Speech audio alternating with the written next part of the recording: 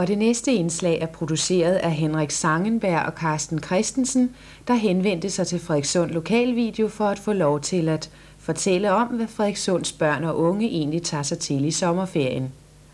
Studenterne er ved at forlade torvet, og en ferie står for døren. Men for andre end studenterne er der 7 ugers sommerferie. Alle kommunens folkeskoler holder nu fri. Sommerferien står altså for døren, og spørgsmålet er, hvad kan man anvende sin sommerferie til? Det er det, vi her skal prøve at undersøge, og Carsten Christensen har snakket med et par folkeskoleelever. Hvad skal I bruge jeres sommerferie til? Ikke noget sådan særligt. Hvad det vil sige, ved du ikke, hvad du skal lave på nuværende tidspunkt? Det ved jeg ikke. Skal du på ferie eller sådan noget? Nej, vi skal over i vores sommerhus i 3 uger. Hvad med dig, Ulrik? Hvad skal du lave den sommer? Jeg skal til Kruså og ligge i campingvogn. Sammen med din familie? Ja, sammen med min mor og morfar også. Er det hele sommerferien, eller er det kun en del af den? Ja, det er en uge. Hvad skal du så lave resten af sommerferien? Det ved jeg ikke. Ud til nogle af mine kammerater og sådan noget. Hvad mener du, at man ellers skal foretage sig her i sommerferien, når man er på din alder? Ja, til stranden. Det ved jeg ikke. Sådan, ikke noget særligt har jeg ikke rigtig noget. Altså, hvad laver I, når I i sommerferien bare er her i Frederikssund derhjemme, og når man ikke har lyst til at være hjemme hos sine forældre, hvor går I så hen? Jeg er sammen med kammerater. Jeg har en, som sejler sammen med. Der er ikke noget med, at der er et bestemt tilholdssted her i Frederikssund for unge, sådan, når de ikke har noget at lave? Nej, det synes jeg ikke rigtigt. Kommunen, de har nogle aktiviteter, eller de har nogle busture og sådan noget, som de har arrangeret her for unge. Er det noget, I har tænkt jer at deltage i? Nej. Måske hvis jeg keder mig rigtig godt, så kan det godt være. Som nævnt er en af mulighederne for sommeraktiviteter at anvende kommunens tilbud, som fremgår af denne brochure. Aktiviteterne planlægges af fritidsnævnet, der hører under kulturelt udvalg. Vi har snakket med formanden for dette udvalg, Svend Åge Petersen, om dette års aktiviteter. Svend Åge Petersen, kan du kort fortælle os, hvad kommunens sommerferieaktiviteter i år, hvad de går ud på? Ja, det kan jeg. I år er der jo ikke så store aktiviteter, som der har været de foregående år, men der er svømmehallen er åben for børn, hvor de kan tage ud og svømme.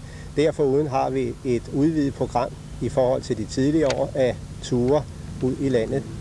Og jeg kan nævne, at der blandt andet er 574 tilmeldelser til ture.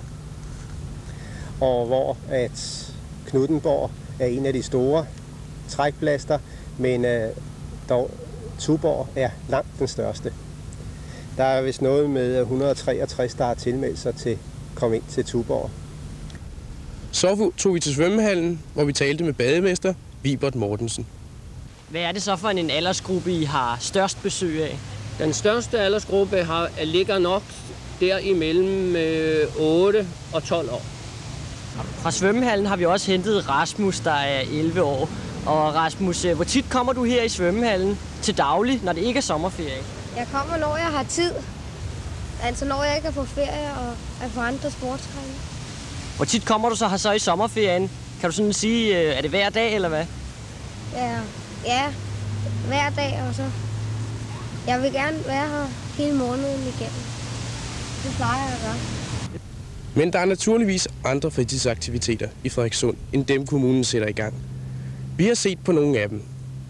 Som i andre større byer er der også opstillet videospilmaskiner i Frederikssund.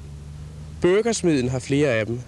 Det er specielt de 10-15-årige, der benytter sig af disse. Burgersmedens indehaver Poul Myggen fortalte os, at der dog i sommerferien ikke var større aktivitet ved disse maskiner. Tæt ved Burgersmeden ligger Frederikssund Bibliotek.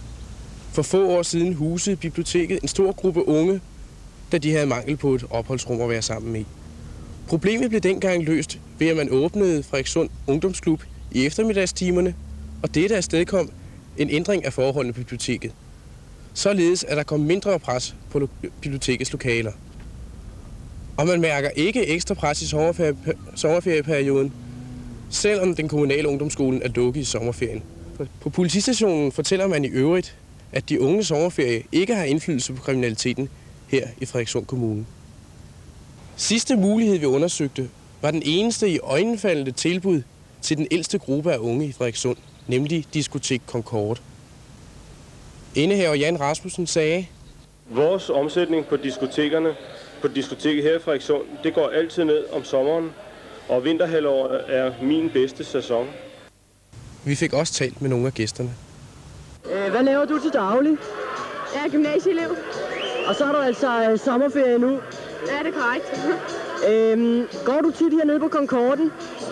Indimellem en gang om måneden, cirka.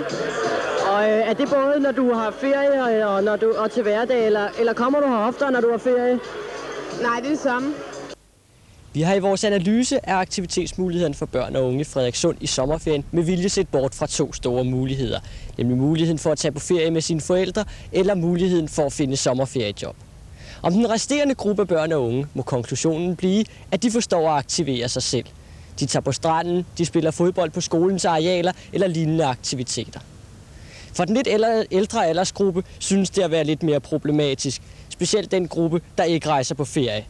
Vi slutter af med en kommentar, en vurdering, som en diskotekgæst gav om aktivitetsmulighederne for netop denne aldersgruppe.